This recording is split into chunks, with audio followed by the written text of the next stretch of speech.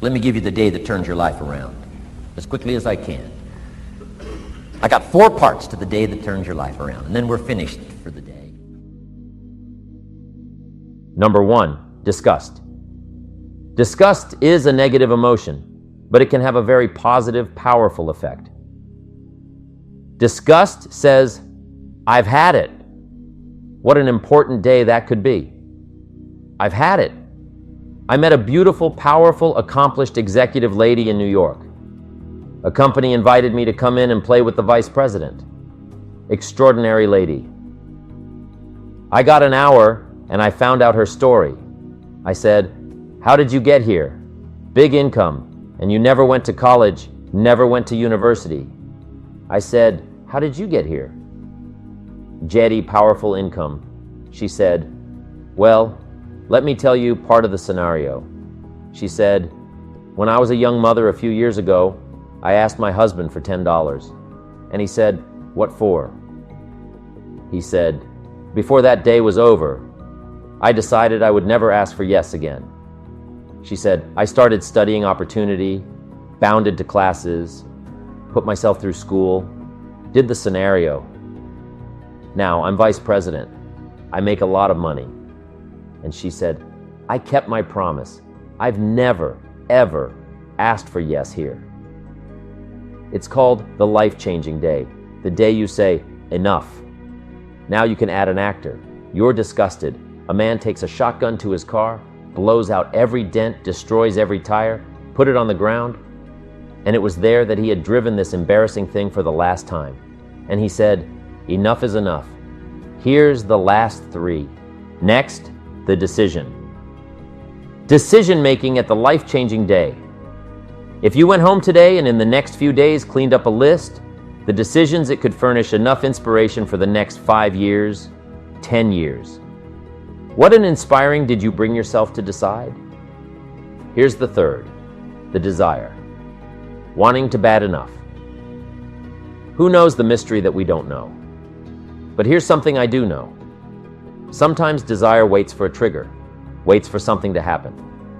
Who knows what the happening may be? A bomb, the lyrics of a movie, the Bible, a seminar, a sermon, a book, an experience, confrontation with an enemy, a conversation with a friend, Bible levels with you. Whatever the experience, it is so valuable. And you're my best advice. Welcome all experience. You never know which one is going to turn everbreed. Then, don't put up the wall. The same wall that keeps out disappointment, keeps out happy. Take down the wall, go for the experience. Let teaching in.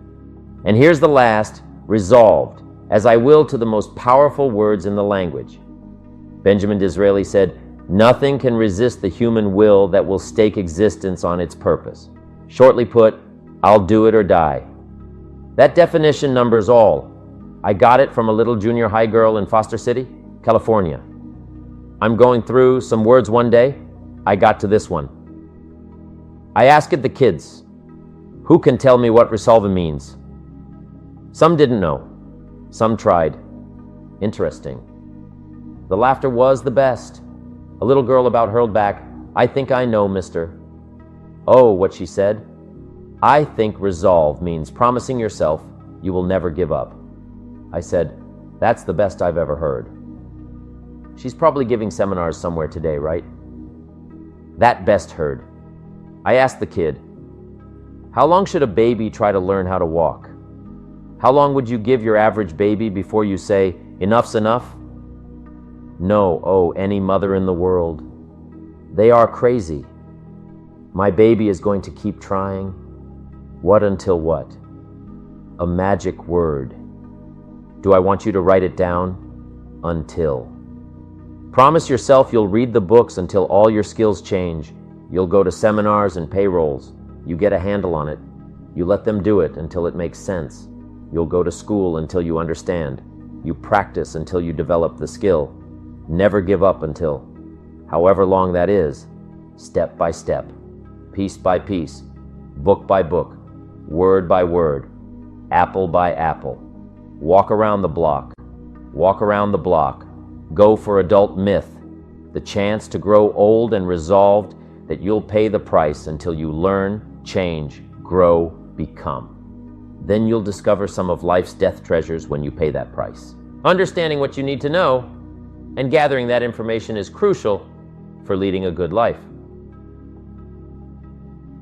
Let me tell you about some valuable advice I received from Mr. Schoaf back in the day. He stressed the importance of studying. That's the key word for making big changes in your life. He said, if you want to be successful, study success. If you want to be happy, study happiness. And if you want to be wealthy, study wealth. It seems like common sense, right? But you'd be surprised how few people actually take the time to do it. It's like a mystery why more folks don't make it a priority. Here's the thing. Ideas and information are like golden nuggets that can unlock a better future for you. If you feel like you're missing something in life, it's not because you don't have enough money or opportunities. It's because you haven't come across the right ideas yet. That's something I learned a long time ago, and it's proven to be true time and time again. Speaking of valuable advice, let me share something with you from the Bible.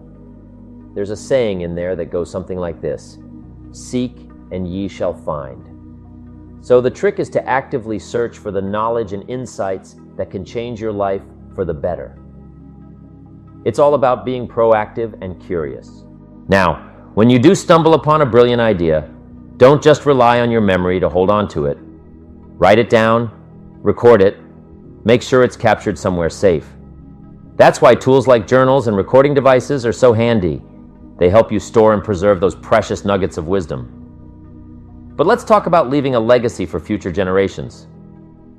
There are 3 things I believe are worth passing down: photographs, books, and journals.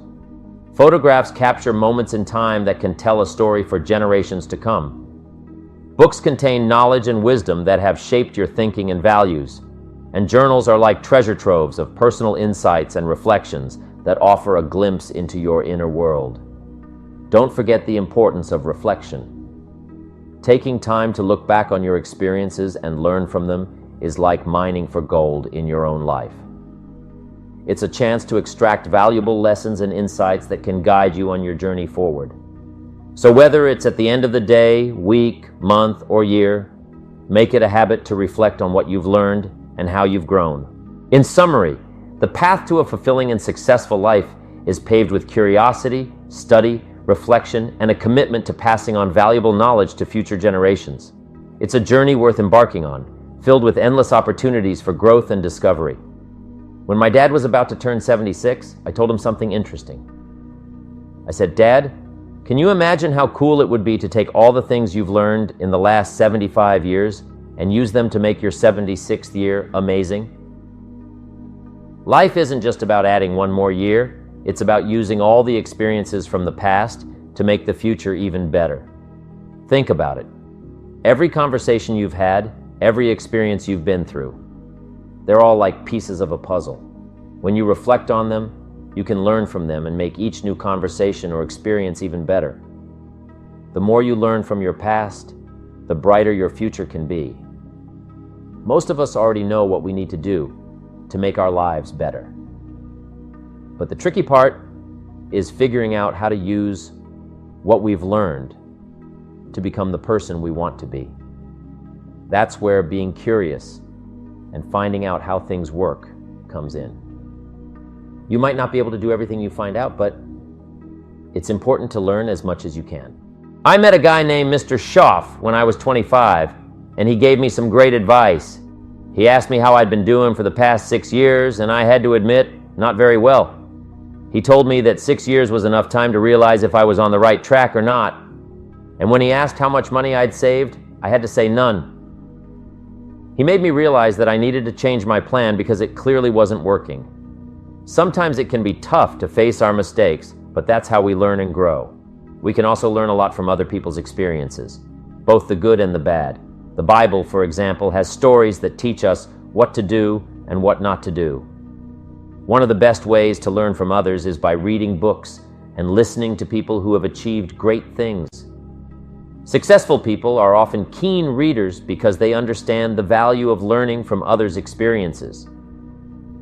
So, if you want to make the most of your life, keep learning and growing every day.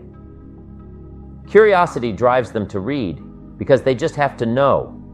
It's something they all have in common. Here's a good phrase. All leaders are readers. They also use cassette programs, especially while they're in the car or during other times when they can't read. Cassettes can help all of us easily pick up new ideas and skills.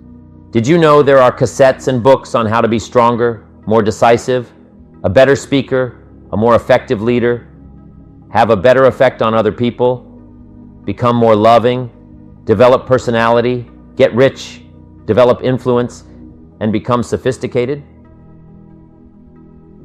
Yet, people don't use them. How would you explain that? Some may say they're too busy. By the time they struggle home from work, it's late, they've got to eat, watch TV, and get to bed. They can't stay up half the night reading or listening. But here's the thing. If you're behind on your bills, being a good worker, sincere, and hardworking might not be enough. You've got to be better than that.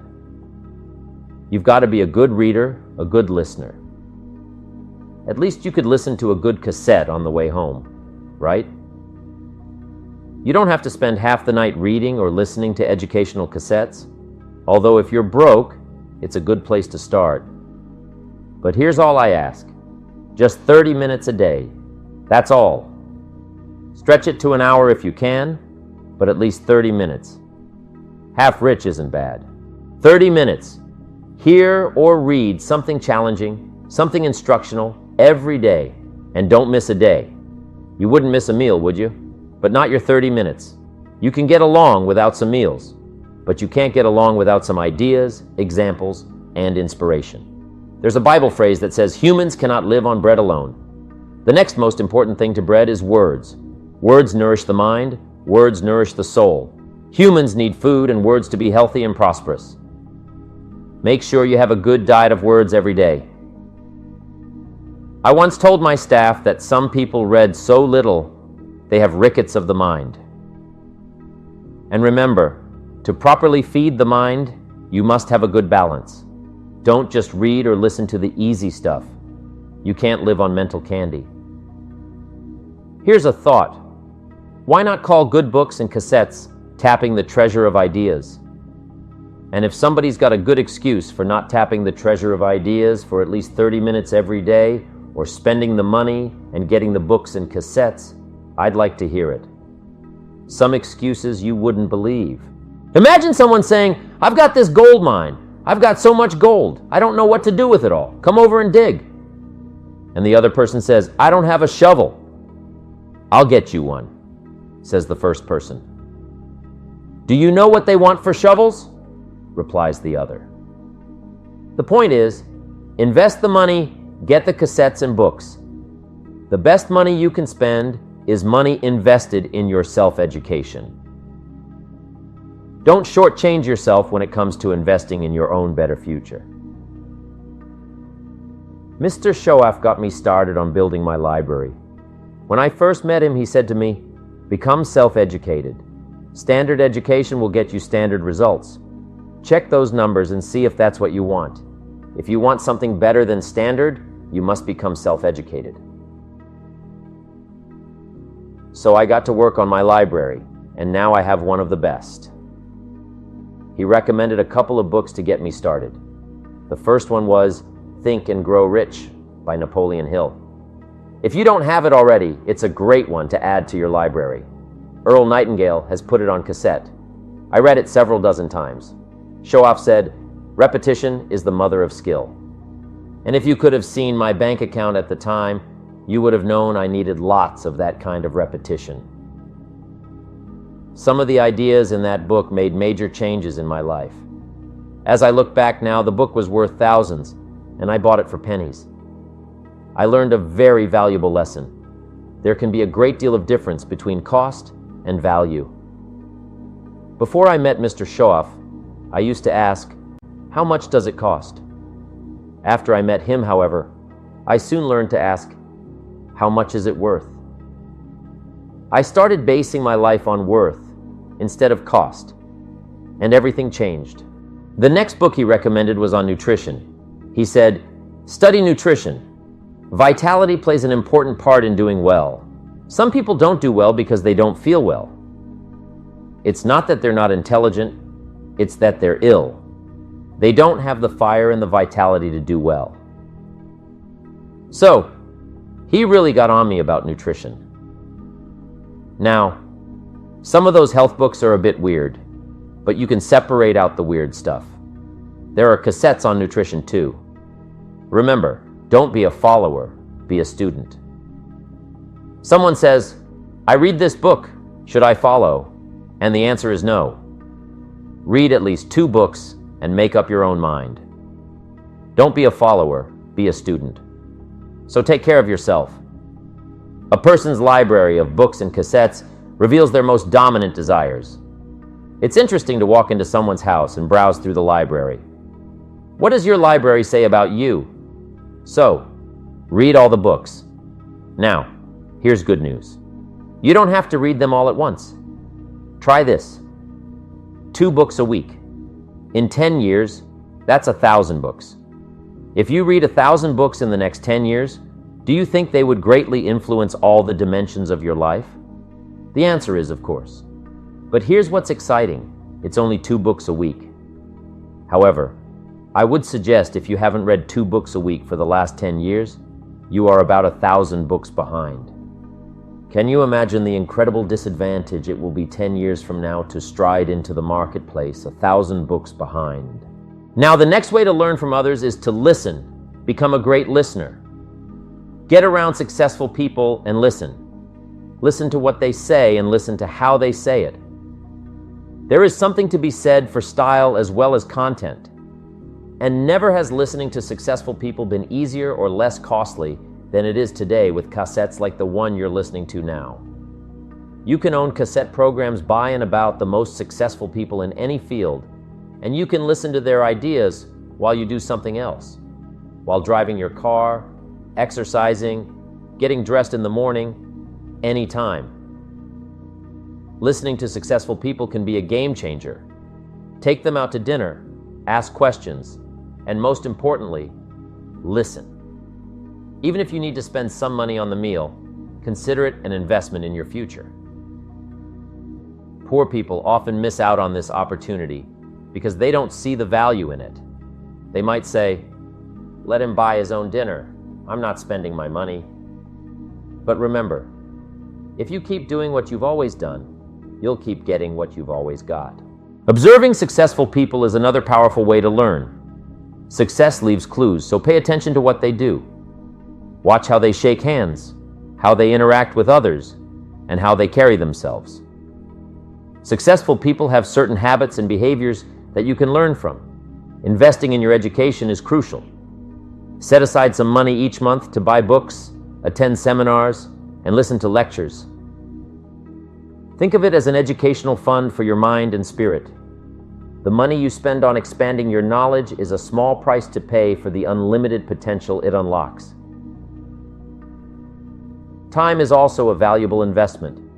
Yes, asking for someone's time is a big request, but it's necessary if you want to learn and grow. Make the most of every moment you have by dedicating yourself to learning. Remember, you can always make more money, but you can't make more time. Finally, investing effort is essential. Casual listening won't cut it if you want to truly absorb and apply what you learn. You need to put in the effort to actively engage with the material and apply it to your life. This effort is like turning on the lights, opening the windows, and sharpening your focus. It's what turns your dreams into reality and leads to wealth and happiness. Remember that if you really want to do something, you'll find a way. If you don't, you'll find an excuse. There's no room for excuses, only action. Take that first step now and watch how your life transforms forever. Thank you for your listening.